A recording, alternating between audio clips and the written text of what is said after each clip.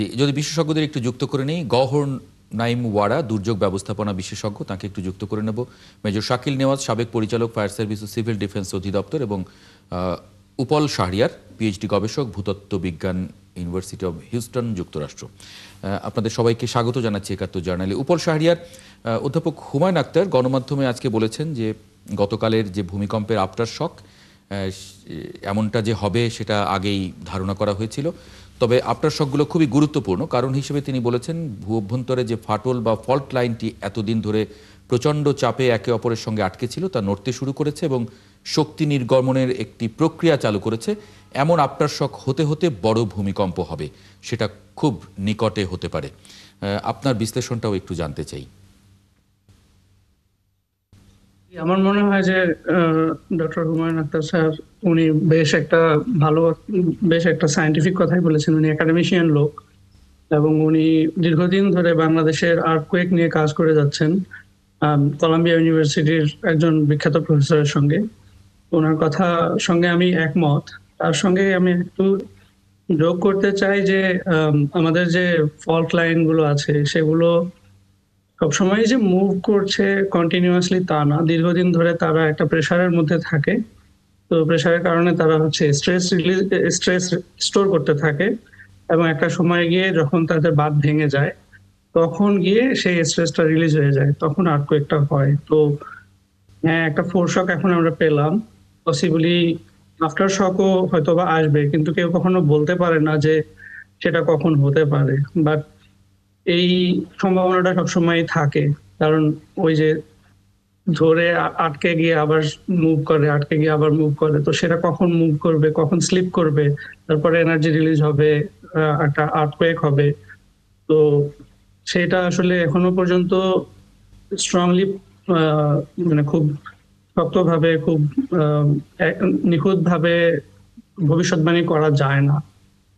মানে এটা এটা কি আমরা অনেক এমন একটা ধরনের খবরে দেখছিলাম যে ডিসেম্বরের প্রথম সপ্তাহ নাগাদ এরকম একটা মানে অনেকে এরকম একটা আশঙ্কা করছিলেন যে সেখানে এতগুলো ভূমিকম্প হতে পারে বা এই আফটার শকগুলো এরকম এরকম কি আসলে মানে ধারণা করা যায় বা কোনো প্রেডিক্ট করা যায়?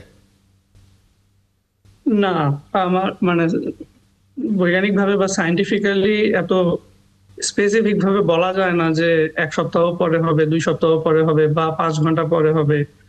এত স্পেসিফিক্যালি বলা যায় না।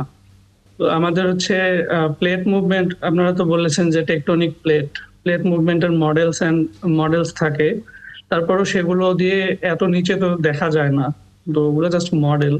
তো সেগুলো থেকে এটা স্পষ্টভাবে বলা যায় না যে কবে হবে, সেটা 5 মিনিট পরেও হতে পারে, আবার 500 বছর পরেও হতে পারে।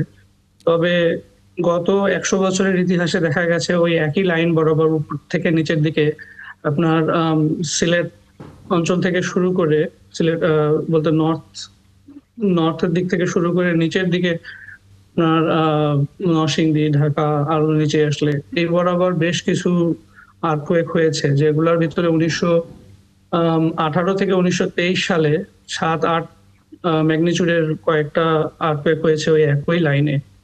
সেই থেকে ধারণা করা যায় যে ওখানে একটা পসিবিলিটি আছে একটা বড় শেক হবার।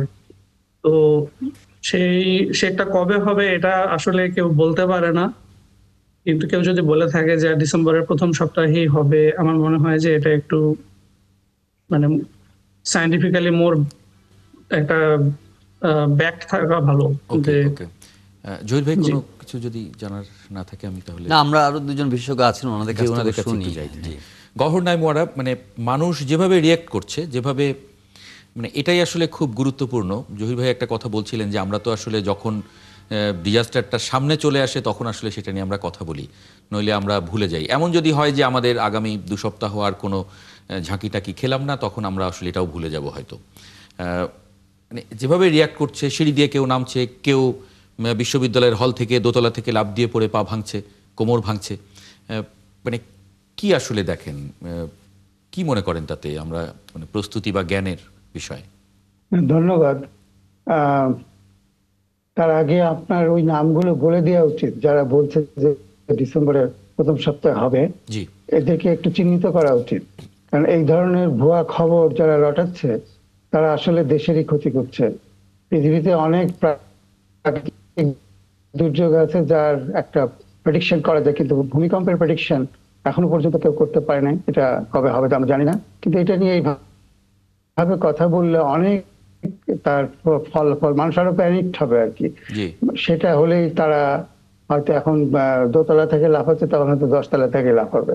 এটা আসলে বন্ধ করা উচিত। এই ধরনের কথাবার্তা আমাদের প্রচারও করা উচিত না। আবার কেউ বললে পারে তার নাম টাম গুলো লিখে দেওয়া উচিত যে এদেরকে আপনারা ঠিক মতন ডিল করেন। সেটা একটা জিনিস। দ্বিতীয় জিনিসটা হচ্ছে যেটা বলছেন যে এগুলো আসলে আমাদের শিক্ষা ব্যবস্থার মধ্যে দিয়ে আসতে হবে। যে একটা ক্রাইসিস হলে, আগুন লাগলে বা ভূমিকম্প হলে কিভাবে আমি নিজেকে ইভাকুয়েট করব, বা আমি কোন জায়গায় গিয়ে আশ্রয় নেব, বা কিভাবে আমি কাজ করব, এগুলো আমাদের শিক্ষা ব্যবস্থার মধ্যেই একেবারে প্রাইমারি স্কুল থেকে ধাপে ধাপে ধাপে ধাপে এটা শেখানো উচিত। এবং আমরা যখন ছাত্রাবাসগুলোতে ছাত্রদের ঢুকায় নবীন বরণ করি, তখনও এটা আবার নতুন করে বলা দরকার, জানানো দরকার। আমার তো মনে হয় না যে কোনো হাউস টিউটর এ ব্যাপারে যথেষ্ট উদ্যোগী এবং তারা জানেন বিষয়টা, নাহলে এই ধরনের ঘটনা ঘটতো না। ঢাকা বিশ্ববিদ্যালয়ের শিক্ষার্থীরা যেভাবে প্যানিকড হয়েছে, অন্য সব জায়গারই হয়েছে, এবং যতগুলো মানুষ মারা গেছে তারা সবাই হয়ে প্যানিকড হয়ে দৌড়াতে গিয়ে মারা গেছে। ঘরে বসে থেকে মারা যাওয়ার কোনো খবর এখন পর্যন্ত আমরা পাই নাই, এবং সেটা হয়ও নাই।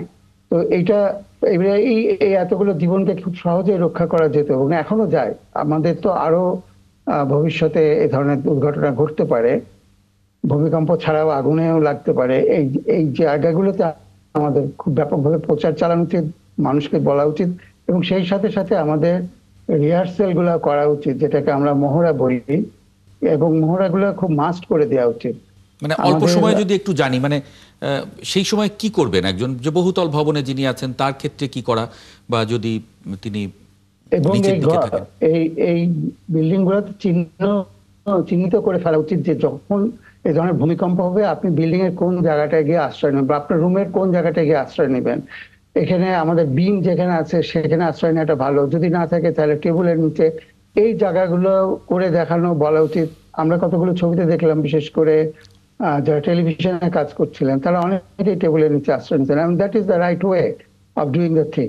তো সেই জিনিসগুলো আমাদের বলতে হবে। এবং এগুলো কতগুলো বিল্ডিং এ আমরা ব্র্যাকে থাকার সময় ব্র্যাকে খুব চিহ্নিত করে দেওয়া হয়েছিল এই জায়গাগুলো আপনারা নেবেন। তারপরে যখন মহড়া হয়েছে দেখা যাচ্ছে মানুষ কিন্তু প্যানিক হয়ে ছুটতে চায়, ছুটে যেতে চায়, এবং অনেকের নিজের ছেলে মেয়ের কথা মনে পড়ে, অনেক ভাবে মনে পড়ে। কিন্তু এটা তাদেরকে নিজেকে রক্ষা করতে হবে, এবং এই ধরনের উদ্বেগিত হয়ে ছুটে গেলেই তো মানুষ মারা যাচ্ছে, সেটা আমাদের মনে রাখতে হবে। এবং এইটা প্রত্যেকটা বিল্ডিং এ, হাই রাইজ বিল্ডিং গুলা হোক এবং নিজের বাড়ি ঘর হোক, আমি দোতলা বাড়িতে থাকি, কিন্তু এই জায়গাগুলো চিহ্নিত করে আমাদের নিজেদের মনে রাখতে হবে এরকম হলে এই জায়গাটা মোটামুটি সেফ, আমি দ্রুততম সময়ের মধ্যে এখানে গিয়ে আমি নিজেকে রাখবো। মানে বের হবার চেষ্টা না করা, বের হওয়ার চেষ্টা না করা, কোনো মতেই বের হওয়ার চেষ্টা করা যাবে না। বের হওয়ার চেষ্টা করতে গিয়েই তো সবাই মারা গেছে, যে কজন মারা গেছে।